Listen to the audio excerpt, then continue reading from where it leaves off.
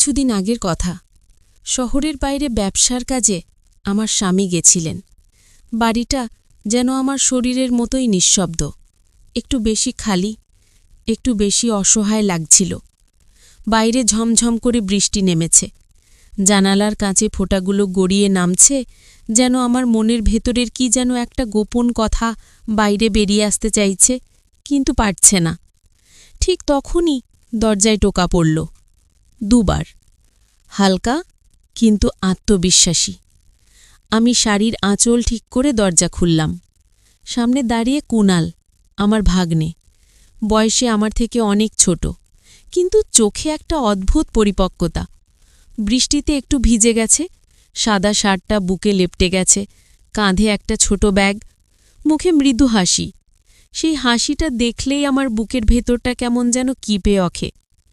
পিসি, বৃষ্টিতে ভিজে গেলাম, ভাবলাম তোমার কাছে একটু আশ্রয় নিই। গলার স্বরটা নরম, কিন্তু শেষের দিকে একটু গভীর হয়ে গেল। আমি হেসে পিছিয়ে দাঁড়ালাম। এসো এসো, ভেতরে এসো, এই বাড়িতে তুমি কখনো অতিথি নও। সে ভিতরে ঢুকল, জুতো খুলতে খুলতে বলল, পিসে মশাই কবে ফিরছেন? পরশু হয়তো। আমি চোখ নামিয়ে বললাম। কুণাল মাথা নাড়ল, তারপর হঠাৎ আমার দিকে তাকিয়ে বলল, তোমাকে একা লাগছে? আমি চমকে উঠলাম। চোখাচোখি হতেই দ্রুত চোখ সরিয়ে নিলাম। না না, ঠিক আছি। কিন্তু আমি জানি সে বুঝে গেছে।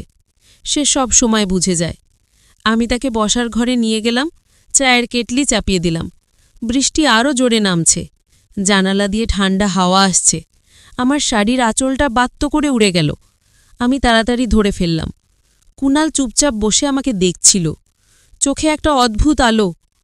চা নিয়ে এলাম, 2 কাপ। সে কাপ হাতে নিয়ে বলল, তুমি বসো পিসি, আমার পাশে। আমি একটু ইতস্তত করে তার পাশে বসলাম, সোফায়।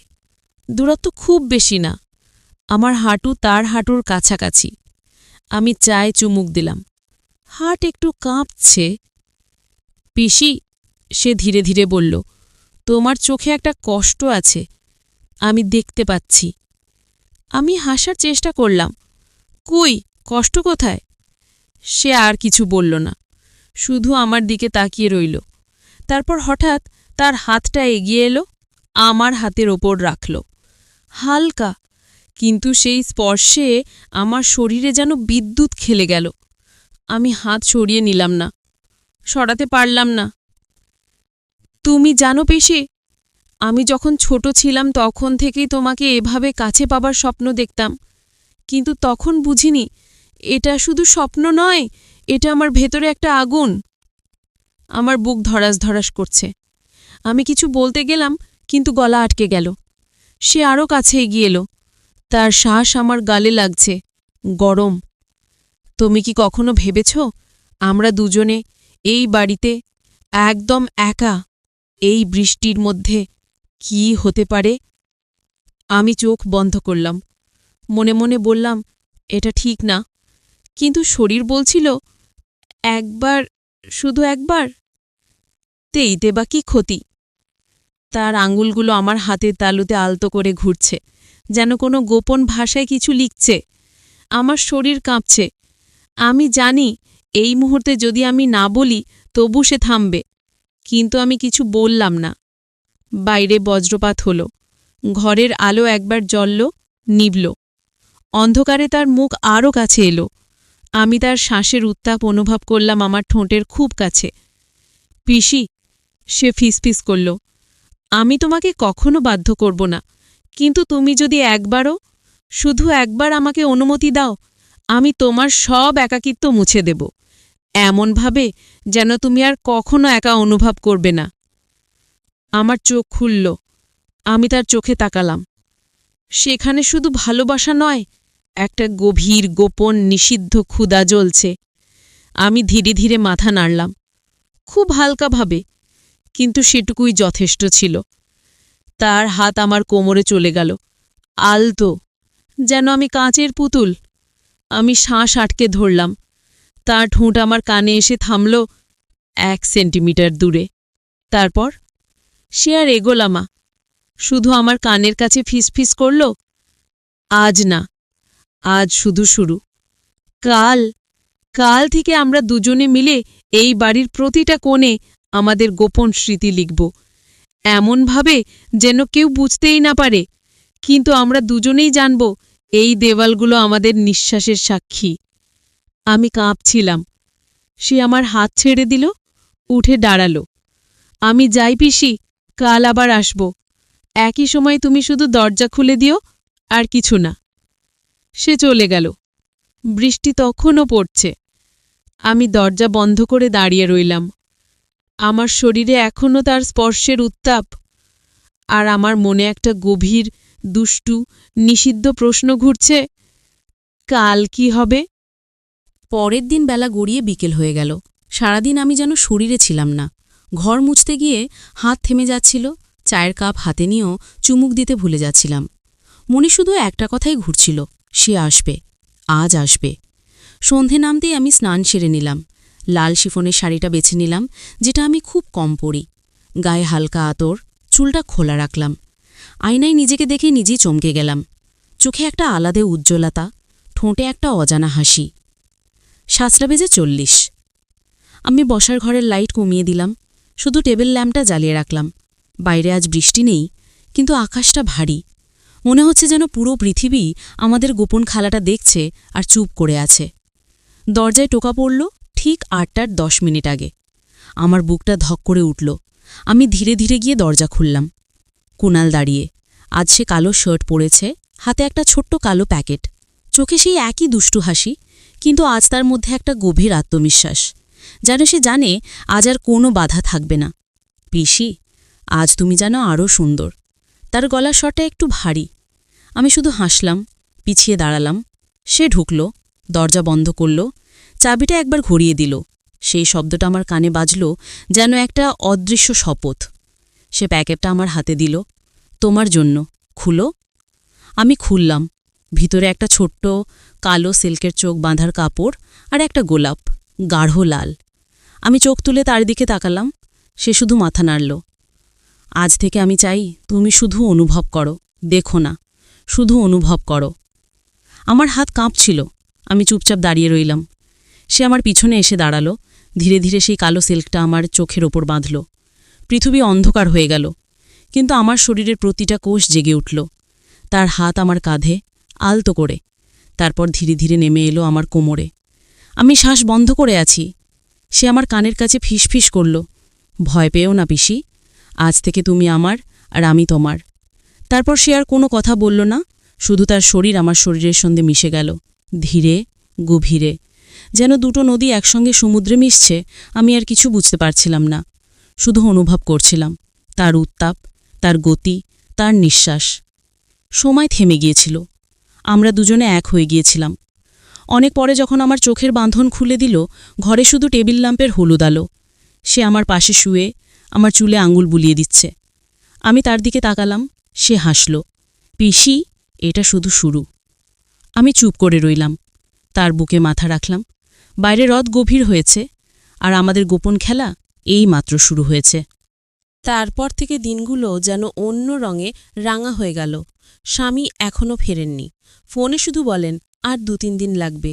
আমি শুধু আচ্ছা বলি, আর মনে হাসতে হাসি, কারণ আমি জানি এই 2-3 দিন আমার জীবনের সবচেয়ে গোপন, সবচেয়ে মধুর সময় হতে চলেছে। কুদাল আর রাতে আসে না, সে আসে দুপুরে, যখন পাড়ার সবাই ঘুমিয়ে পড়ে, যখন রোদ্দুরটা জানালার পর্দা ঠেলে ঘরের মেঝেতে আলতো ছায়া ফেলে, যখন ঘড়ির কাঁটা ঠিক 2টো পেরিয়ে 2:30টার দিকে হাঁটে। সে আসে পিছন দরজা দিয়ে। চাবি তার কাছে আছে, আমি নিজেই দিয়েছি। দরজা খুলতেই সে আমাকে দেওয়ালে ঠেসে ধরে।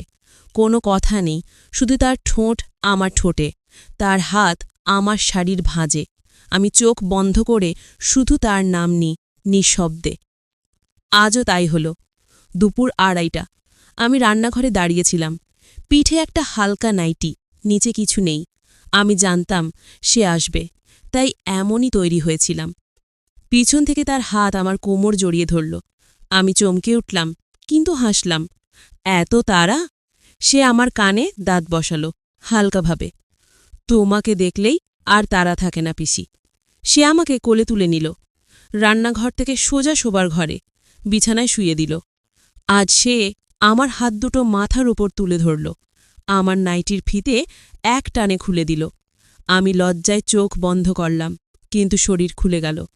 সে আমার শরীরে ঠোঁট রাখল, খুব ধীরে, গলা থেকে নাভি পর্যন্ত, তারপর আরও নিচে। আমি কেঁপে কেঁপে উঠছি, আমার হাত তার চুলে, আমি তার নাম ধরে ডাকছি, গলা ভেঙে যাচ্ছে। অনেকক্ষণ ধরে সে আমাকে নিয়ে খেলল, যেন আমি তার প্রিয় খেলনা, যেন সে আমার শরীরের প্রতিটা গোপন সুইচ জানে। আমি আর নিজেকে ধরে রাখতে পারিনি, আমি হার মেনেছি পুরোপুরি। তারপর যখন আমরা দুজনে এক হয়ে গেলাম, তখন জানালা দিয়ে দুপুরের রোদ এসে আমাদের শরীরে পড়ছিল, আমাদের ছায়া দেওয়ালে মিশে এক হয়ে গিয়েছিল, যেন আমরা আর আলাদা নই। অনেক পরে সে আমার পাশে শুয়ে আমার পেটে আঙুল দিয়ে গোল গোল ঘুরছে। পিসি, তুমি জানো আমি তোমাকে কতটা চাই? আমি হাসলাম, জানি। সে হঠাৎ উঠে বসল, কিন্তু আরও একটা জিনিস আছে যেটা আমি চাই। আমি অবাক হয়ে তার দিকে তাকালাম। কি? সে আমার কানে ফিসফিস করল। আমি প্রথমে লজ্জায় লাল হয়ে গেলাম, তারপর ধীরে ধীরে মাথা নাড়লাম। ঠোদিন, যেদিন তুমি চাইবে। সে হাসল, না, আজই। সে বিছানা থেকে নামল, আমার হাত ধরে তুলল। চলো। আমি অবাক, কোথায়? সে আমাকে বাথরুমের দিকে নিয়ে গেল, দরজা বন্ধ করল, শাওয়ার চালিয়ে দিল, গরম জল পড়তে লাগল। সে আমার হাত ধরে ভিতরে নিয়ে গেল। জলের তলায় আমরা দুজনে দাঁড়ালাম। সে আমাকে দেওয়ালে ঠেসে ধরল, আমার পা হাত মাথার উপর তুলে ধরল। জল আমাদের শরীর বেয়ে নামছে। আমি চোখ বন্ধ করলাম। তারপর সে আমার সঙ্গে এমন কিছু করল যা আমি কল্পনাতেও ভাবিনি। আমার শরীর কেঁপে কেঁপে উঠছিল, আমি তার কাঁধে মুখ বুজে কাঁদছিলাম, নিঃশব্দে। যখন শেষ হলো, আমি তার বুকে মাথা রাখলাম। জল তখনও পড়ছে। সে আমার কোমরে চুমু খেল। এখন থেকে এই বাথরুমও আমাদের, প্রতিটা কোণ। আমি শুধু মাথা নাড়লাম। সন্ধ্যের দিকে সে চলে গেল। আমি একা বিছানায় শুয়ে, শরীরে এখনও তার ছোঁয়া, মনে একটা গভীর তৃপ্তি আর একটা গোপন ভয়, কারণ আমি জানি এই খেলা আর বেশি দিন লুকিয়ে রাখা যাবে না। কেউ না কেউ একদিন টের পাবে, কিন্তু তবু আমি থামতে পারছি না। রাতে শুতে গিয়ে আমি জানালা খুললাম। বাইরে পূর্ণিমা, চাঁদের আলোয় পুরো ঘর ভেসে যাচ্ছে। আমি হঠাৎ শিউরে উঠলাম, কারণ দূরের গলিতে একটা ছায়া দেখলাম। কেউ যেন দাঁড়িয়ে আছে আমাদের বাড়ির দিকে তাকিয়ে। আমি তাড়াতাড়ি পর্দা টেনে দিলাম, বুক ধরভর করছে। কে ছিল সেটা? নাকি আমার ভুল দেখা? পরের দিন সকাল থেকেই আমার মনের ভিতরটা অস্থির। গত রাতের সেই ছায়াটা চোখের সামনে ঘুরছে। আমি বারবার জানালা খুলে দেখি, কিচ্ছু নেই, শুধু ফাঁকা গলি আর দোলনায় দোল খাওয়া একটা পুরনো সাইনবোর্ড। তবু আমার মনে হচ্ছে কেউ আমাদের দেখছে। কুনাল এসেছিল ঠিক 2টায়। আজ তার চোখে একটা অন্যরকম উত্তেজনা, হাতে একটা ছোট্ট লাল বাক্সার বাক্স। আজ আমি তোমাকে একটা উপহার দিতে এসেছি বলে সে আমার হাত ধরে টেনে নিয়ে গেল শোবার ঘরে। বাক্স খুলতেই আমার গলা শুকিয়ে গেল। ভিতরে একজোড়া পাতলা সোনালি পায়েল আর একটা ছোট্ট নোট। নোটে শুধু লেখা, এই পায়েল যখন বাজবে তুমি বুঝবে আমি তোমার ভিতরে আছি। আমি লজ্জায় মুখ নামালাম। সে হাঁটু গেড়ে বসে আমার পায়ে পায়েল দুটো পরিয়ে দিল। তারপর আমার পায়ের পাতায় ঠোঁট রাখল অনেকক্ষণ। আমি কাঁপছিলাম। তারপর সে আমাকে কোলে তুলে নিল। আজ সে আমাকে জানালার সামনে নিয়ে গেল, পর্দা সরিয়ে দিল। দুপুরের রোদ এসে পড়ল আমাদের গায়ে। আজ আমি চাই পুরো পৃথিবী দেখুক তুমি আমার, ফিসফিস করে বলল। আমি ভয়ে বললাম, কেউ দেখে ফেলবে? সে হাসল, দেখুক, আমি আর লুকোতে চাই না। তারপর সে আমাকে জানালার গ্রিলে হাত ধরিয়ে দাঁড় করাল, পেছন থেকে আমাকে জড়িয়ে ধরল। আমার শাড়ি এক টানে মেঝেতে পড়ে গেল। পায়েল দুটো বেজে উঠল, ঝুমঝুম। আমি চোখ বন্ধ করলাম। শুধু শুনতে পেলাম পায়েলের শব্দ আর আমার নিজের হৃৎস্পন্দন। সে আমার সঙ্গে এমনভাবে মিশে গেল যেন আমরা আর দুটো শরীর নই, একটাই। রোদ আমাদের ঘামে ভেজা চামড়ায় ঝিকমিক করছিল। পায়েলের শব্দ কখনো ধীর, কখনো দ্রুত, যেন আমাদের গোপন সুর। যখন শেষ হল, আমি তার বুকে মাথা রাখলাম। সে আমার কপালে চুমু খেয়ে বলল, আজ রাতে আমি থেকে যাব, পুরো রাত। আমি চমকে উঠলাম। কিন্তু পিসেমশাই যদি হঠাৎ ফিরে আসেন? সে হাসল। তিনি আসবেন না, আমি নিশ্চিত। রাত নামল।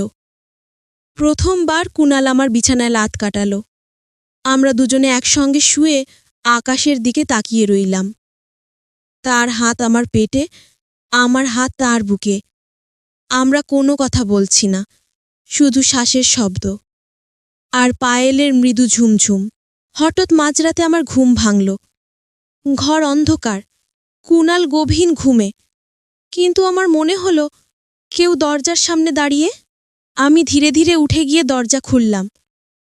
করিডরে কেউ নেই, কিন্তু মেঝেতে একটা ছোট্ট কাগজ। আমি কুড়িয়ে নিলাম। কাগজে শুধু লেখা। আমার হাত কেঁপে উঠল। আমি সব দেখেছি, এবার তোমাদের পালা। কাল রাত 12টায় ছাদে একা এসো, নইলে পুরো পাড়া জেনে যাবে। কোনো সই নেই, শুধু একটা ছোট্ট লাল ঠোঁটের ছাপ। আমি কাগজটা হাতে চেপে ধরে দাঁড়িয়ে রইলাম। পায়েল দুটো যেন হঠাৎ ভারী হয়ে গেল। সকালে কুণালকে কিচ্ছু বললাম না। সে চলে যাওয়ার সময় আমার কপালে চুমু খেয়ে বলল, কাল থেকে আর লুকোতে হবে না, আমি সবাইকে বলে দেব তুমি আমার। আমি হাসলাম, কিন্তু আমার হাসিটা মিথ্যে। রাত এলো। আমি একা ছাদে উঠলাম। ঘড়িতে ঠিক 12টা। চাঁদ ওপরে, চারদিক নিস্তব্ধ। ছাদের কোণে একটা ছায়া দাঁড়িয়ে। আমি এগিয়ে গেলাম। ছায়াটা ঘুরল। আমি থমকে দাঁড়ালাম। সামনে যে দাঁড়িয়ে, তাকে আমি চিনি, খুব ভালো করে চিনি। সে আমারই প্রতিবিম্বের মতো, কিন্তু তার চোখে আমার চোখের চেয়েও গভীর অন্ধকার। সে হাসল। ভয় পাচ্ছ কেন পিসি? আমি তো তোমারই একটা অংশ, যে অংশটা তুমি কখনো স্বীকার করনি। আমি পিছিয়ে যেতে গেলাম। সে হাত বাড়াল। তুমি ভেবেছিলে শুধু কুণালের সঙ্গে তোমার গোপন খেলা? না, আমিও ছিলাম, প্রতি মুহূর্তে। আমি তোমার লজ্জা, তোমার ক্ষুধা, তোমার নিষিদ্ধ স্বপ্ন। আমি তোমার ভিতরে ছিলাম বলেই তুমি এতদিন ধরে এত সুন্দর করে পাপ করতে পেরেছ। আমি কাঁদছিলাম। তুমি কে? সে আরো কাছে এলো। তার ঠোঁট আমার কানে। আমি সেই যে কখনো চলে যায় না। আমি তোমার ছায়া, আর এখন থেকে আমি আর লুকোবো না। তারপর সে আমার হাত ধরল। আমি বুঝলাম আর পালানোর পথ নেই। নিচে ঘরে কুণাল ঘুমোচ্ছে, আর আমি ছাদে দাঁড়িয়ে আছি আমার নিজেরই সবচেয়ে গভীর, সবচেয়ে কালো অংশের সঙ্গে। পায়েল দুটো আর বাড়ছে না, কিন্তু আমার ভিতরে যে ঝড় উঠেছে সে আর কখনো থামবে না। চ্যাপ্টার 4 ও গল্প সমাপ্ত।